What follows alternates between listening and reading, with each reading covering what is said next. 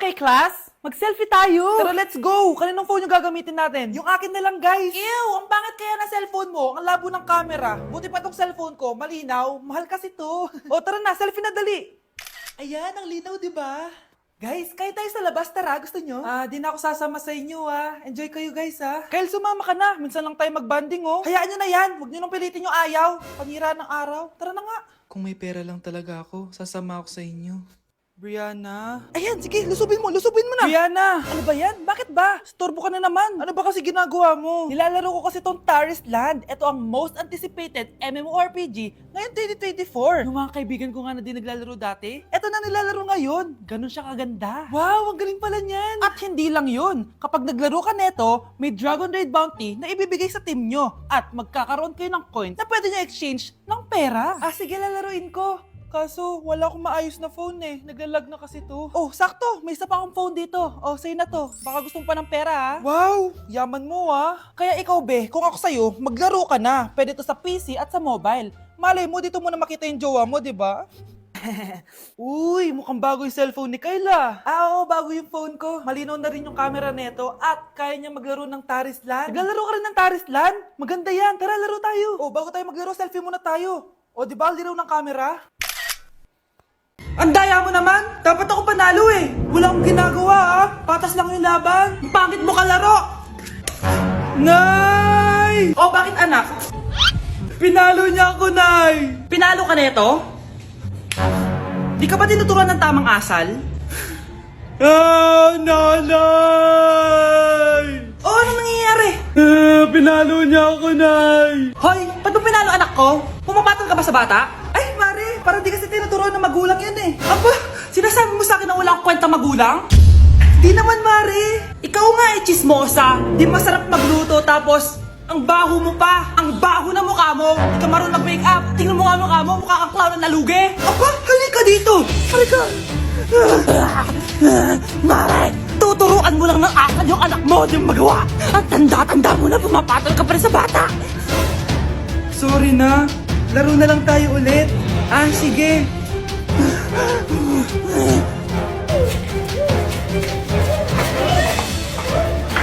Ang isang 50% po ay mapupunta sa isa niyang anak. Ano? Baka yan yung isa naming anak na nawala? Oo, sa amin na lang yan. Ako! Ako ang isa pang anak ni Ramon. Oh, akala ko ba nawawala yung isang anak ni Ramon? Attorney naman, huwag ka maniwala dyan. May sakit kasi sa utak yan. Wala akong sakit, attorney. Maniwala ka, please. Kailangan ko pa ng sapat na ebidensya para maniwala ako sa'yo. Sige na, babalik na lang ako. Ito na ba yung bagong bahay ng anak ko?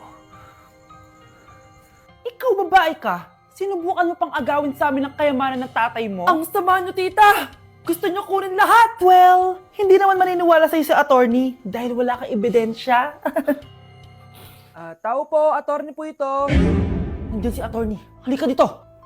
Ayan, ikukulong muna kita dito sa bodega hanggat hindi ko pa nakukuha ang mga kayamanan. Yes, attorney.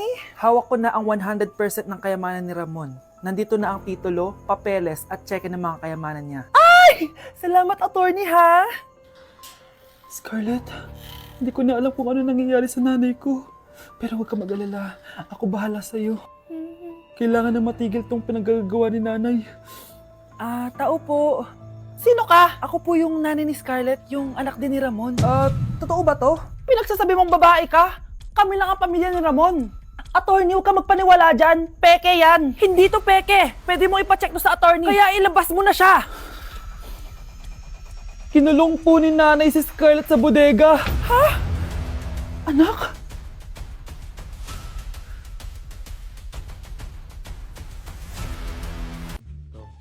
Anak, gumising ka na. Christmas party niyo na. Christmas party na namin, Nay. Sana maganda yung regalong matatanggap ko mamaya. Kumain ka na dyan, anak, ha? Anong meron, Nay? Bakit ang dami pong pagkain? Siyempre, anak, malapit na magpasko. Tara, kain na tayo. Niluto ko lahat ng favorite mo. Talaga, Nay? Ay, sana palagi na lang Pasko. Ay, may nangangaraling ata. Wait lang, anak. Nangangaraling po. Ang seselage aweta na witang hando nga ng Pasko, magmalaba, joy, joy! Merry Christmas po! Galing mo naman! No, ito, 10 pesos. Ayan na! 10 pesos? Ang ganda ng boses ko, tapos 10 pesos lang bibigay mo sa akin? Alis na nga ako, kuripot mo. Wow, demanding pa. A few moments later. Okay, class, mag-exchange gift na tayo. Wow, ang bango neto, thank you. OMG, bagong bag. Alam mo talagang gusto ko, ah. Thank you. Nasaan yung ka-exchange gift ko? Wala yung ka-exchange gift mo, be. Absent siya. Bawi ka na lang next year. Minsan na nga lang mag-Christmas. Absent pa siya. Okay lang yan, be. Huwag ka na umiyak. Paano na yung gift ko? Oo, anak. Ba't malungkot ka? Wala ako natanggap na regalo, Nay. Absent yung ka-exchange gift ko. O, eto. Para sa'yo, anak. Merry Christmas! Para sa akin to, Nay. Thank you! Kala ko wala na ako regalo ngayong Pasko. Siyempre naman, anak. Makakalimutan ba kita? Wow, ang sweet niyo naman, Mare. May fruit salad ba kayo? Pingi ako.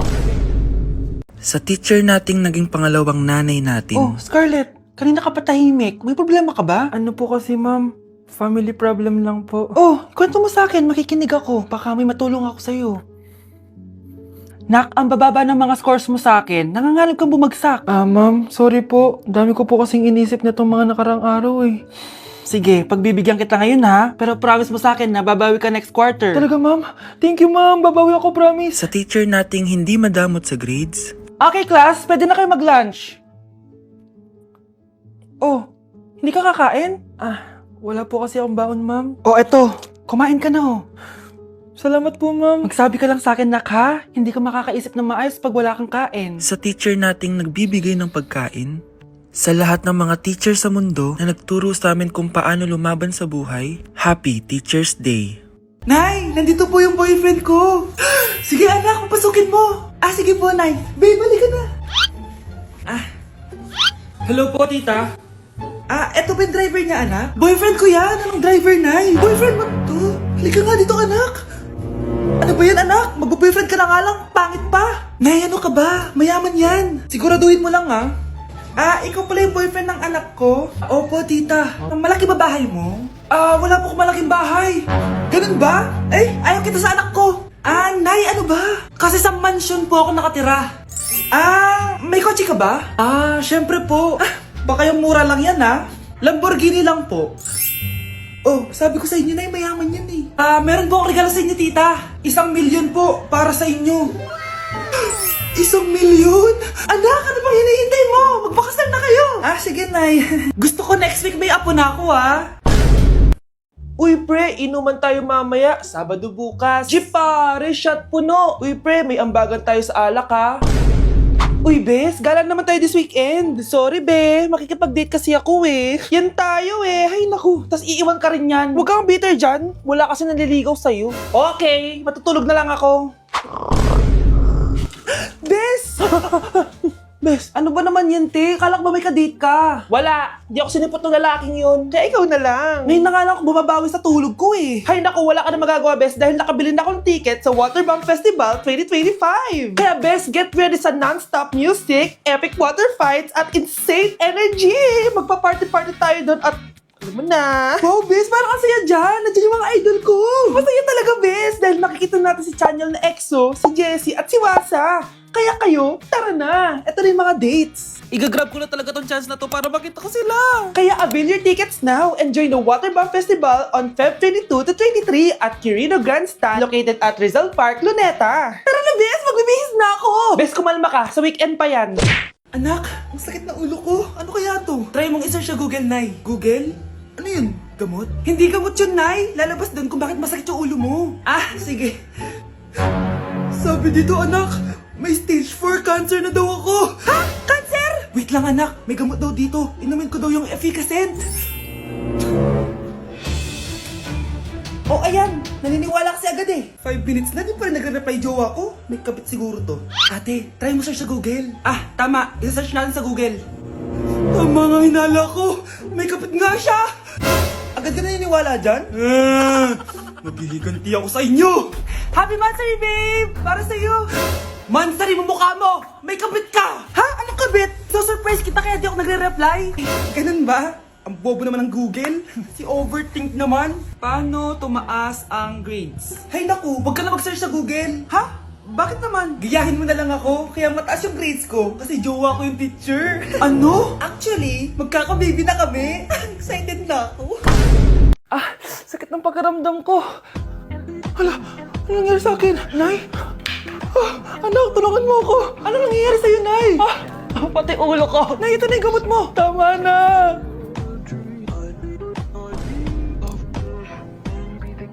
Kala ko naman na paano ka na, Nay? Kaka-tiktok mo yan eh. Bakit? Ikaw lang ba pwedeng gumawa ng mga uso? Parang gusto ko rin gawin yan, Nay. Tara.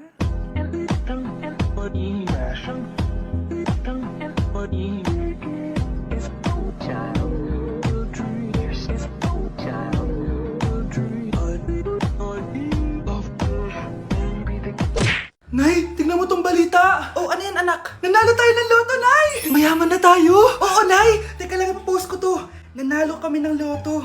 Mag-ready na ako, anak. Madami-dami ata tayong bibilangan ng pera. A few moments later. Anak, tara na! Kunin natin yung pera!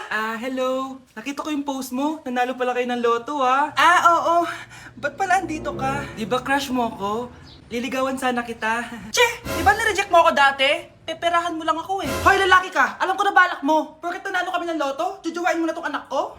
Hindi ko naman po peperahin yung anak nyo. Ay, oo, Mari. Hindi naman peperahan ng anak ko yung anak mo. Oh, ba't nandito ka?